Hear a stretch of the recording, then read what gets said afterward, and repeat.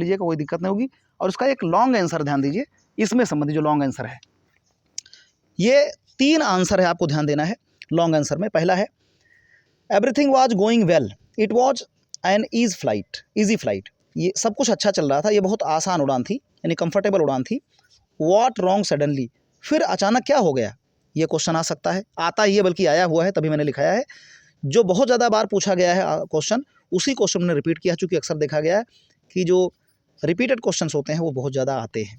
दूसरा क्वेश्चन इस तरह से पूछा जा सकता है, long answer, describe the flight of the Dakota aeroplane. चूँकि डेकोटा एरोप्लेन था ना, तो डिस्क्राइब कीजिए, वर्णन कीजिए flight of the Dakota aeroplane, Dakota aeroplane के फ्लाइट का उड़ान का वर्णन कीजिए।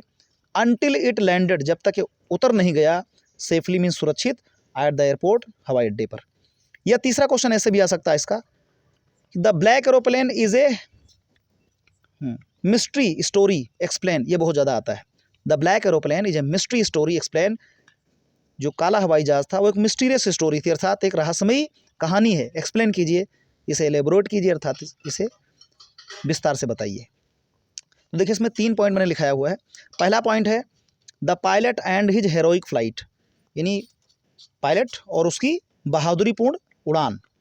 दूसरा हेडिंग है आपका point, the pilot got stuck in the clouds, pilot बादलों में फंस गया था।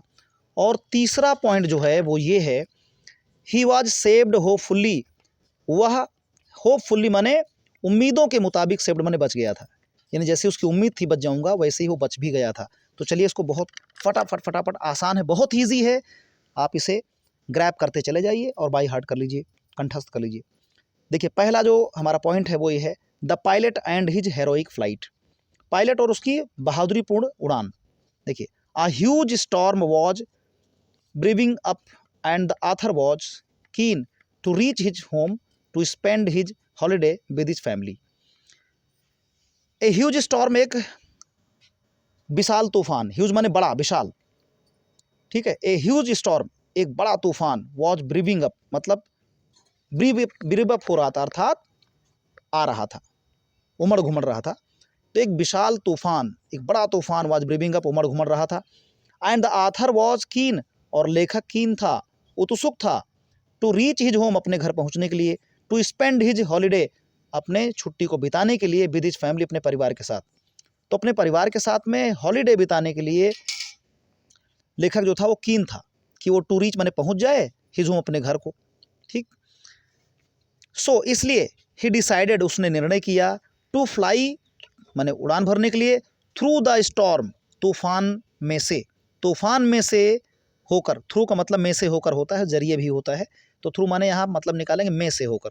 सो इसलिए ही डिसाइडेड, उसने निर्णय किया, टू फ्लाई मीन्स उड़ने के लिए या उड़ान भरने के लिए, थ्रू द स्टॉर्म, स्टॉर्म में से होकर के।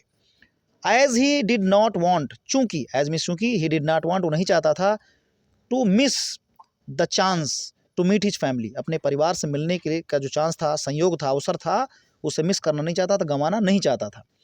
एट ब्रेकफास्ट माने नाश्ते के टाइम पर, यानी नाश्ते के अवसर पर, नाश्ते के समय पर, हिज फैमिली, अपने परिवार से मीट माने मिलने के लिए जो चांस, उसका अवसर था, he did not want to miss, उसे वो गंवाना नहीं चाहता था। आगे लिखा 10, THUS, 10 मीन्स इस प्रकार, ही टुक द रिस्क, उसने रिस्क उठाया, अर्थात खतरा मोल लिया। Even when the visibility was almost zero in the storm, even when माने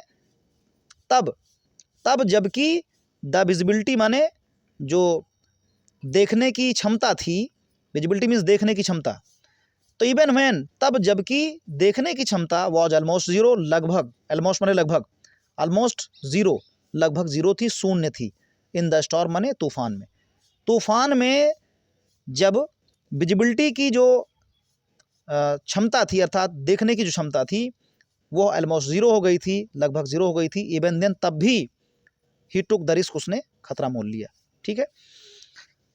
आगे देखिए दूसरा पॉइंट है, the pilot got stuck, pilot stuck हो गया, यानी फंस गया, गॉट मीन्स हो गया, स्टक गेट के साथ वर्ब की थर्ड फॉर्म लगती है, पास्ट टेंस पे है ये, गेट मीन्स होना, तो द पायलट गॉट स्टक, यानी फंसा हो गया था, अर्थात गॉट स्टक मीन्स फंस गया था, the pilot got stuck, pilot जो था वो फंस गया था, इन द क्लाउड्स, बादलों में।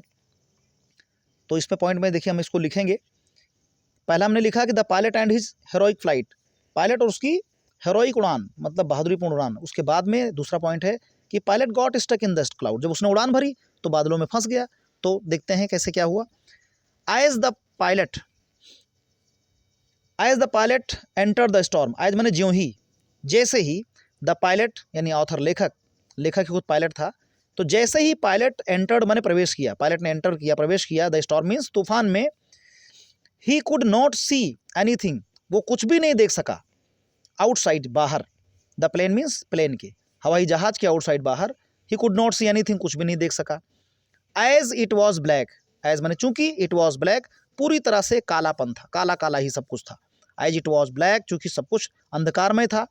When he looked at compass, जब उसने कंपास को देखा, दिशा सूचक घड़ी को देखा, एंड अदर इंस्ट्रूमेंट्स, और दूसरे इंस्ट्रूमेंट्स को देखा, दूसरे यंत्रों को देखा, they had stopped to function, तो उन्होंने फंक्शन करना बंद कर दिया था, कार्य करना बंद कर दिया था, ड्यू टू स्टॉर्म, तूफान के कारण। It was a terrible and fearsome experience, यह एक टेरिबल मीन्स भयाक्रांत करने वाला यानी भयभीत कर देने वाला, एंड फियरसम और डराने वाला एक्सपीरियंस, अनुभव था, फॉर हिम उसके लिए।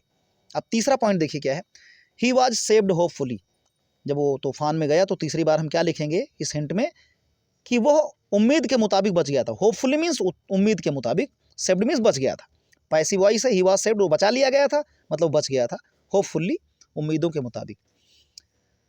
अब इसमें लिखेंगे देन ही सा अनदर ब्लैक एरोप्लेन, चूंकि कहानी लिख रहे हैं बराबर तो इसमें सीधे फ्लो में हम लोग देन से भी स्टार्ट कर सकते हैं अपना लिखना। देन ही सा, फिर उसने देखा, अनदर ब्लैक एरोप्लेन, दूसरा काला हवाई जहाज, बाई हिज साइड, अपने बगल में, and the pilot of the plane, और उस प्लेन का जो पायलट था, सिग्नल्ड, उससे संकेत कर रहा था, ठीक है, सिग्नल्ड हिम माने उससे संकेत कर रहा था, टू फॉलो, उसके पीछे आने के लिए, यानी पीछे आने के लिए, फॉलो करने के लिए उसे सिग्नल कर रहा था, संकेत दे रहा था। इट वॉज ए सरप्राइज, ये आश्चर्य की बात थी, फॉर द नरेटर, लेखक के लिए, एज क्योंकि द अदर ब्लैक प्लेन, दूसरा काला जो प्लेन था, वॉज हैविंग नो लाइट, उसमें कोई लाइट ही नहीं थी। वॉज हैविंग माने रखना होता ना, वॉज हैविंग रख रहा था, नो लाइट कोई लाइट नहीं, तो ये इंग्लिश का एक स्टाइल होता है, लिखने का शैली होती है ग्रामर के मुताबिक। तो इट वॉज ए सरप्राइज, ए बहुत ही आश्चर्य की बात थी, फॉर द नरेटर, लेखक के लिए, एज क्योंकि द अदर ब्लैक प्लेन, दूसरा जो काला एरोप्लेन था, वॉज हैविंग नो लाइट, उसमें कोई लाइट ही नहीं थी, कोई प्रकाश ही नहीं था, कोई उजाला ही नहीं था। ही फॉलोड हिम, अब उसने यानी लेखक ने उस दूसरे वाले पायलट को पीछा किया, काले वाले प्लेन का पीछा किया, तो वो बात लिखी है, इसको खत्म करेंगे कि फॉलोड, उसने पीछा किया, हिम माने उसका, विदाउट एनी चॉइस, बिना कोई चुनाव किए हुए, बिना कोई बात सोचे हुए, एंड लैंडेड, और उतर गया, सेफली मीन्स सुरक्षित, ऑन द रनवे, हवाई पट्टी पर। ठीक है, ये हुआ कि वो उम्मीद के मुताबिक बच गया। ये आपको 3 पॉइंट इसमें देने हैं, ठीक है, और अच्छी तरह से आप याद कर सकते हैं, क्योंकि मैंने एक एक करके पूरी मीनिंग इसकी बता दी है। उम्मीद करता हूँ कि ये आपके लिए बहुत आसान होगा, ये आपके क्वेश्चन बैंक से भी बहुत ईजी होगा। ठीक है, पॉइंट डालकर लिखिएगा, पूरा नंबर मिलेगा, 100% श्योर रहिए आप, पूरा नंबर मिलेगा, कोई दिक्कत नहीं है। ठीक है, फिर अगला हम लोग देखिए a diary from Anne Frank, इसका भी क्वेश्चन आंसर कर लेंगे, कल कर लेंगे। आज के लिए इजाज़त दीजिए, इतना ही, और वीडियो पसंद आया हो तो लाइक जरूर करें, दूसरों दोस्तों को भी शेयर जरूर करिएगा। Thank you so much for watching this video guys.